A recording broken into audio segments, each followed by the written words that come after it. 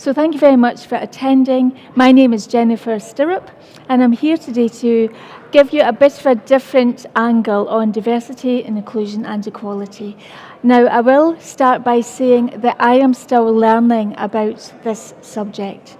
So I am leaving myself very open, I suppose, to criticism, and that's fine because it will help me to learn too. I'm trying to figure everything out, and one reason for doing this is all about trying to start that discussion so that I can learn as well. But this is where I've got to so far. So often we tend to boil people down to one axis. So I'm obviously a woman in IT, so sometimes people will want me in their photographs because they want a woman in the technology department, me and 200 guys. And if you know me, you know I don't really like getting my photograph taken. So it boils down to one thing. Now, in the 1980s, a researcher called Kimberly, who I'll talk about in a bit, she said we need to think more about the intersection of people's characteristics, how we can't just boil people down to one thing, because the combination of those characteristics can actually negatively impact that individual. So I've got some stats and some data to share with you. Now, the purpose of this is to really help you as emerging leaders in the workplace to become more familiar with these concepts. So this is me, the least interesting part of the presentation. I really need to get a more current photograph. I'm not that young anymore. So what I'd like to say is we all talk a lot about diversity. Now, diversity is really important. It's a true part of the human race, and it's something that we all have in common. It's something that's very evident in the world that we live in, and it's displayed throughout the world in all creation and evolution. So we can be very present in our diversity, but still not be really seen and celebrated for it. Now, this is where inclusivity comes from. I am female, I'm also an older lady, and as soon as I became into my 40s, I suddenly became invisible. And it's a very strange thing. And it is awkward, and it means I have to fight harder to be heard. I'm softly spoken, so it's always a challenge. But being an older woman means that you can be described as being difficult very easily. And the reason for that is, the secret is the bar to being labelled a difficult woman is not very high. And that's why there's so many of us. So I take my interfering woman label with pride. Finally made it. But as individuals, we have to be very intentional about inclusion. And that's as individuals and also at a broader company level as well. So I want to talk a little bit about a conundrum that we see. I'm going to choose gender. And when I say gender, I don't mean sex. Personally, I think there's at least 3 genders. I'm still trying to figure that out as well. And I'm very fortunate to have people in my life that are blessing me with their insights and their knowledge. So I'm still learning about this. Now, in 2017, a gentleman called James Damore, I'm sorry if I don't pronounce his name properly, he was a Google employee. He wrote a memo in response to a request for feedback to Google employees asking more about the company's diversity and inclusion policy. You may remember this memo because Mr. Damore really set out a very limited understanding of gender. His view was that women and men have got, reducing it genders to do for a start, have psychological differences that are suited to their underlying biology. This is Mr. Damore saying this, not me, just before you throw things. Okay? He said that these differences make them differently suited to and interested in the work that's fundamental to Google.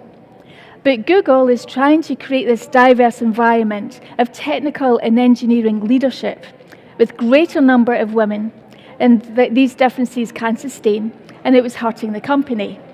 Now, as you might imagine, the memo did not stay within the walls of Google. It went worldwide. I read it, I was personally horrified. I was horrified by the lack of understanding of science, and his thinking was fundamentally flawed, because what he was really saying was that there are proven differences between the genders. There's actually not, and that's a really interesting thing. When we think about gender, it's actually made up of lots of things. It's made up of the nudges that you've had throughout your life to take one direction more than another. So if you go to a self-defense class, you'll see that the boys do karate, the girls are doing ballet. They're 3 and 4 years old. They might have some say in doing these things, but the parents are actively choosing these things for them. So gender, when you break it down, it's not just something we can simply say is one thing or another. And it's really about all these experiences that we have throughout our lives and our personal inclinations, and the rewards that we've had through our lives are helping us to formulate or fit into a pattern so that we fit into the world around us.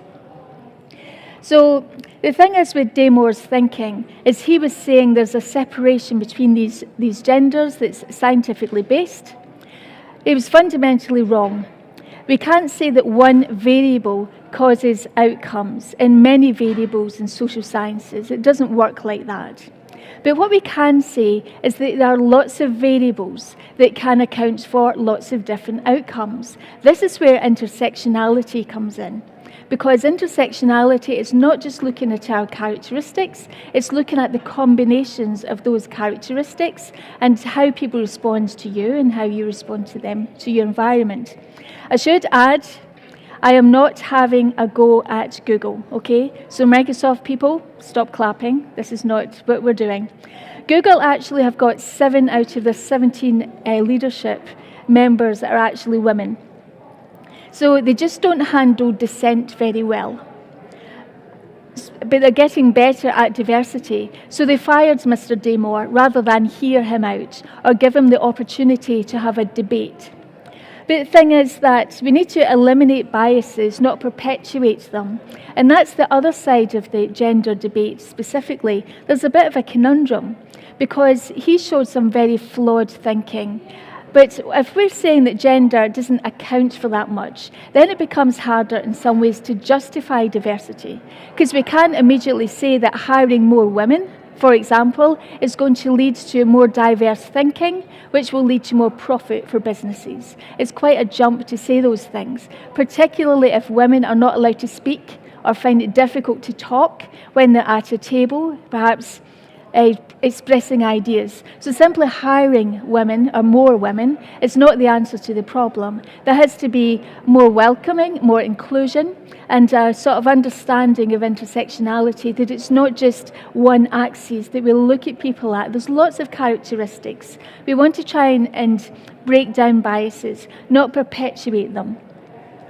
So that really gives us an interesting starting point. Because what intersectionality is describing how the different elements of your identity can be discriminated against and how that results in negative outcomes for you. So it's not just about hiring more diverse people, it's also about trying to recognize the combinations of characteristics that can have negative impact for that individual. Research showed that during the pandemic, women of colour were more likely to lose their jobs, be furloughed and paid less than people in other groups, okay? So there's obviously starts to see problems. Why is that happening? So it's not just one construct, it's lots of them combining together. So the researcher who coined the name intersectionality was Kimberly Crenshaw.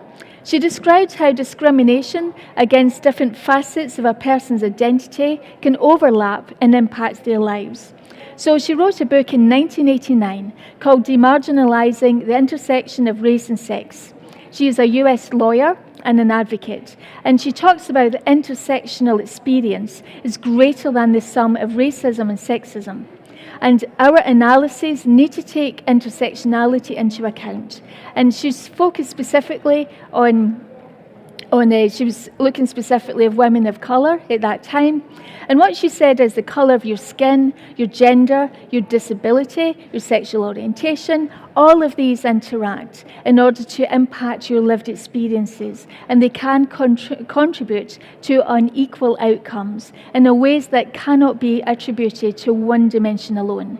If you're a data scientist, you know that just expressing one variable and lots of dependent variables do not rely on just one variable. We have to look at lots of different variables and look at outcomes. So how does this translate in real life? Well, let's look at wage inequality. In 2020, before the pandemic, white women earned 81 cents for every dollar that a white man earned. And when we put it another way, white women will reach gender and wage parity in the United States in 2059. For black women, it's going to be 2130, not in this century. And if you're Hispanic, it's going to be 2224. So it's going to be too far away, okay?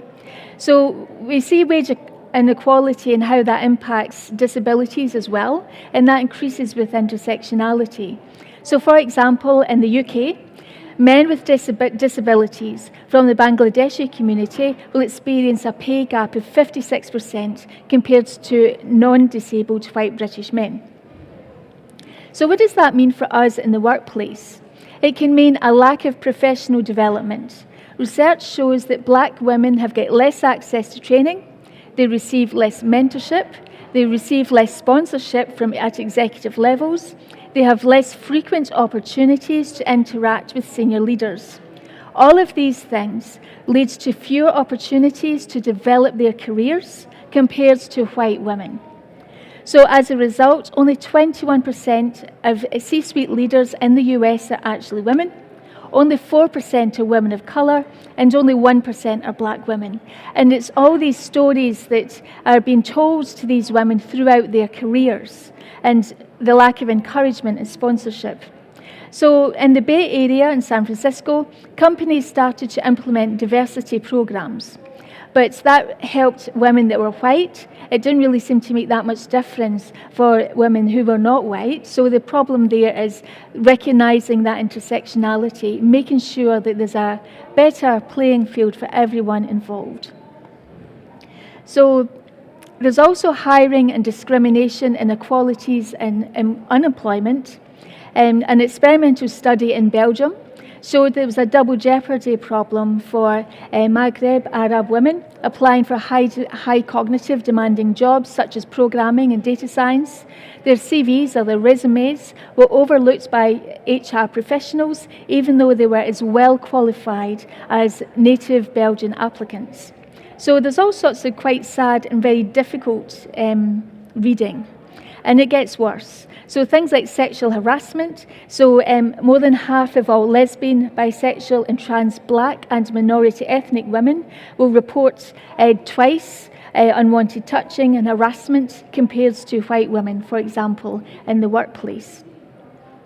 So, and the reading just gets worse. I don't know if I want to read it out, to be honest, and tell you. It's just really depressing. But the problem is that the shift from sexual harassment from white women to women of colour indicates that the harassers are very aware of the power relationships and they're choosing to target more vulnerable women in the workplace.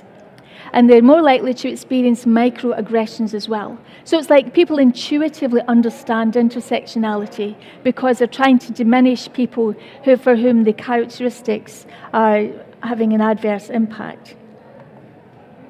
So there's a growth mindset versus the discovery mindset. I keep hearing a lot about the growth mindset. People have got a very high-level understanding of the mindset. Growth mindset light, you might want to call it. Growth mindset light says everything's growth, everything's an experience that you can learn from, and we can all move forward. We've ticked a box, we've said, put it down to the growth mindset.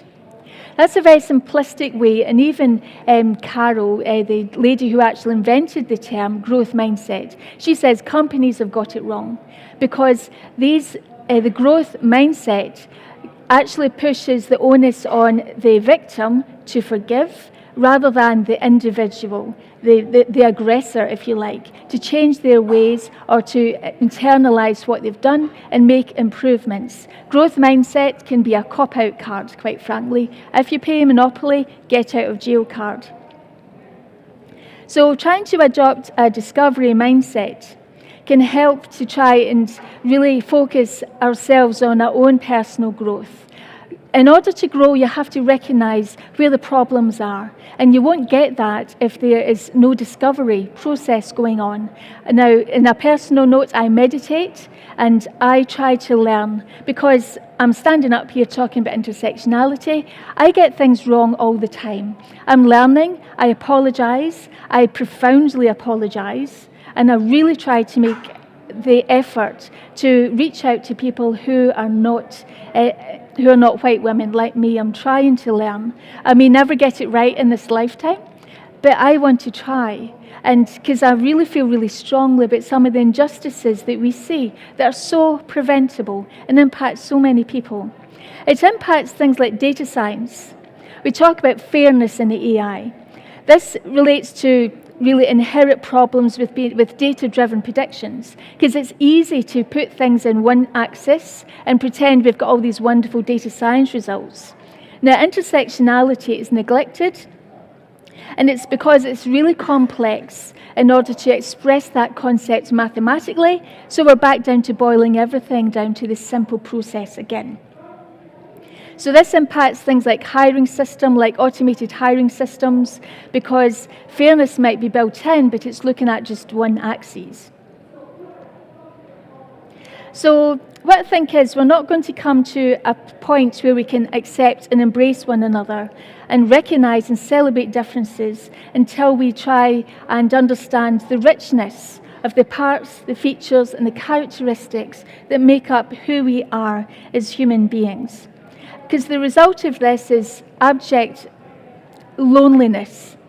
And we send 100 billion WhatsApp messages a day, but people report being lonelier than ever, and it's so hard to live your life when you're not being validated. So all of us have to make a difference, I think. So I've given you some of the data. As we know about the McKinsey reports that says companies that are more diverse make more money.